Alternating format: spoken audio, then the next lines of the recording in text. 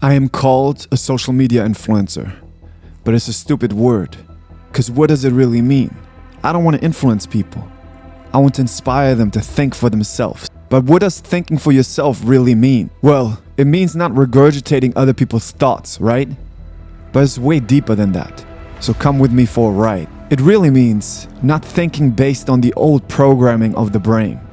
The old programming that you learned from society, learned from people around you, the old programming that you learned from your experiences, the ways you learn to cope with life, which in many cases are ways to avoid hurtful and painful situations, which paradoxically lead to more hurtful and painful situations. But how can you get out of that if you don't even know that you're being thought by these programs? That you take these old thoughts based on trauma patterns as truth and make an identity out of them. Now you are identifying with labels and gave meanings to experiences, like I have ADHD, I'm a Sigma male, I'm an alpha male, I'm from this nationality, I have this religion. And the biggest crutch of all that people shockingly don't know about is you acting and thinking in a way to try to make feelings feel better. This is called a compulsion and it's destroying your mental health. Think of it, we are living in a society where it's so normal to say, I'm going to avoid this social event because I need to take care of my anxiety. I need to avoid anxiety. But the very thing of trying to avoid emotions, of trying to get relief from emotions by scrolling on social media is hurting and destroying your mental health. The reason why it's destroying your mental health is because the old trauma patterns that come up, that you are trying to fix, trying to get relief from, this pattern is showing the brain that you want more of those trauma patterns to come up. The reason for that is the language of the brain. The language of the brain is behavior. It is your behavior. It is what you react to. If you are trying to fix feelings, if you are trying to fix thoughts, if you are trying to make feelings feel better, the brain doesn't understand, oh, okay, we need to take these feelings away and make his feelings feel better. The brain understands by your behavior that you love fixing feelings. And if you love fixing feelings, how can you do more of the things that you love, which is fixing feelings? The brain will give you more feelings. Well, you can only do more of the things you love, which is fixing feelings, if the brain gives you more feelings. So by you trying to fix depression, you trying to fix anxiety, you trying to get rid of it, the brain thinks that's what you love to do. So the brain will give you more anxiety. And the more you're trying to avoid anxiety, the more you're showing the brain that this is still dangerous. And the brain will show you all the reasons why you still should have anxiety, because it wants to look out for the danger for you. In addition, avoiding emotions will cause emotional weakness, the same way as avoiding weights is causing physical weakness. The same way as avoiding physical exercise is causing physical weakness. So what is the solution? Well, the first step is cognitive diffusion. Another big word you might think, but I will explain it to you. Cognitive diffusion is the ability to differentiate between you and your brain. You are not your brain. You are not the thoughts and the emotions that you experience. You cannot be, because you can tell me about them, even if you're going through them. That means you must have the ability to observe them, which means you are the observer and you cannot be them. Now the important part is to substitute your acting on those thoughts and emotions that come up to you acting on values that you set. That way you're not a slave to the brain, because you are setting those values proactively, and it's a great way to write them down outside, because the brain can trick you. It will give you any thoughts and emotions for you to do compulsion. When I cut out the compulsion of driving in the car with always listening to podcasts or music to trying to make feelings feel better, to trying to distract myself from thoughts, the brain found a good reason why I should still listen to podcasts. You need to be productive. It will make you grow. You need to keep growing and healing. The brain will find all kinds of excuses for you not to be in the present moment and practice mindfulness. The brain is not your enemy. It's actually your best friend. It wants to protect you.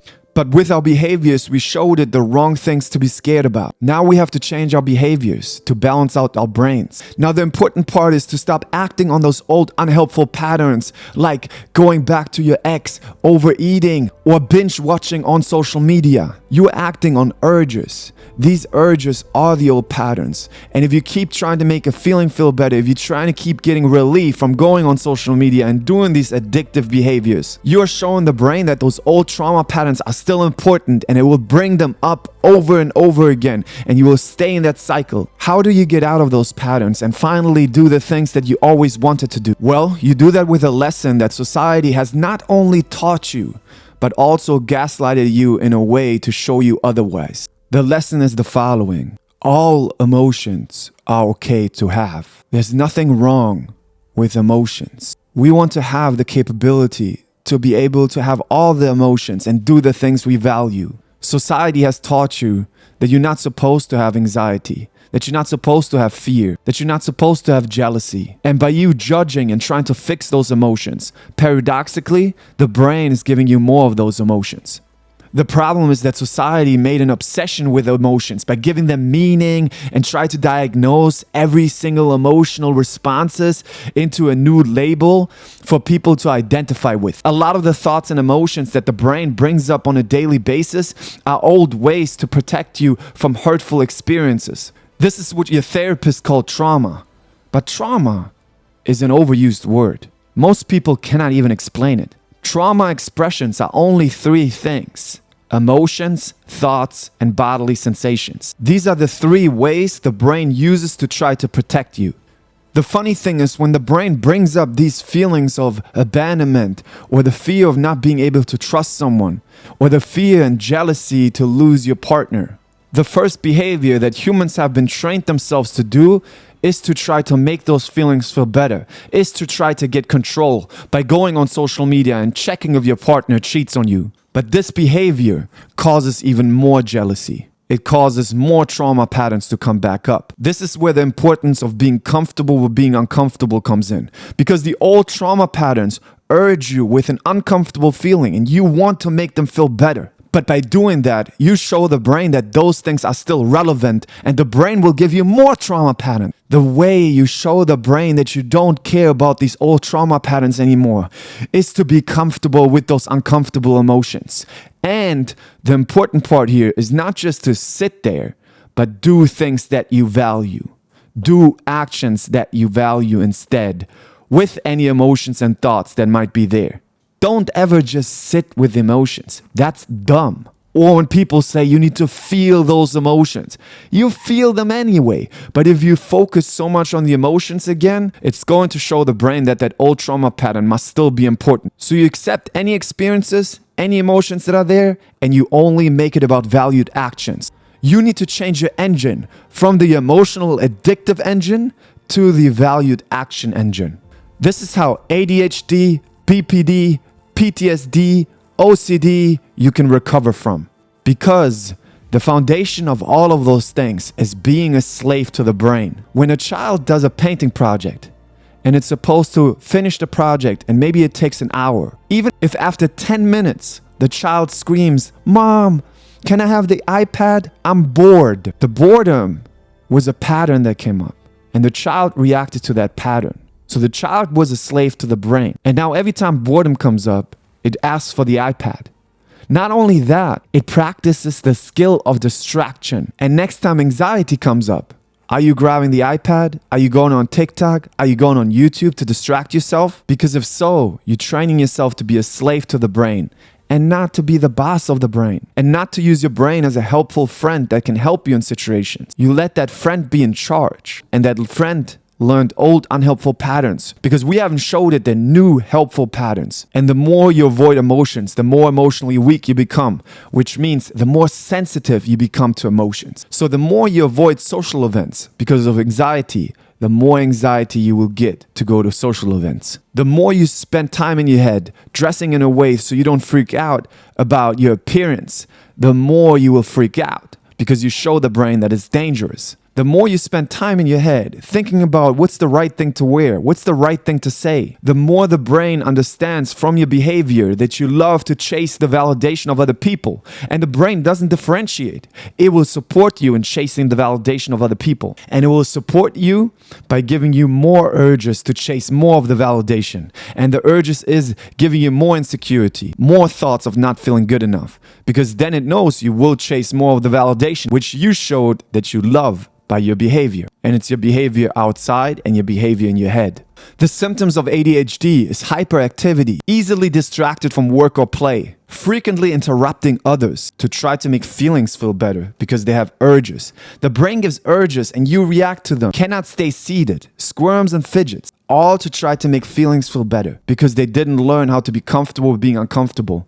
They didn't learn to be a space for all the emotions. They didn't learn to build the skill to be emotionally fit. People who got my emotional fitness program recovered from ADHD because they practiced not being a slave to the brain and doing the things that they value. There's no such thing as an ADHD brain. It's active compulsions that the person does that trains themselves into lack of focus and emotional weakness and being a slave to the brain. Thoughts come in and you react to them. Thoughts come in and you let yourself be distracted by them because you didn't train otherwise. And really, most people made an identity out of ADHD because now you have an excuse to not do the things that you value. Because doing the things that you value are scary because you avoided them for such a long time. And avoiding those things shows the brain that those things must be dangerous. And if those things are dangerous, the brain wants to protect you again.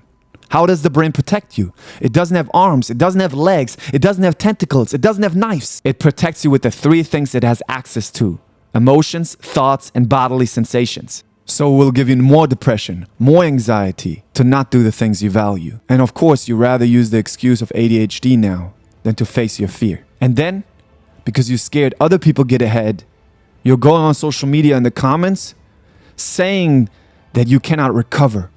And you just need to take pills. And then you find other people who are agreeing with you. But I'm not letting that slide anymore. Just because you don't want to work doesn't mean other people don't want to work. And you are discouraging them. It's very logical to recover from ADHD. You can train being emotionally fit. You can train your focus. It's like a muscle. Like the child that's painting, that if it accepts the boredom and the uneasiness and the anxiety and goes back mindfully to painting, for an hour, it trains its focus, it trains its emotional fitness. Finding an identity and a sense of being special through giving yourself a label of ADHD is not as fulfilling as actually doing the things you want to do.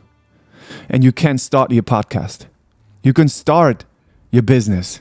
You can start your creative endeavors with any emotions and thoughts. It's going to be about training emotional fitness.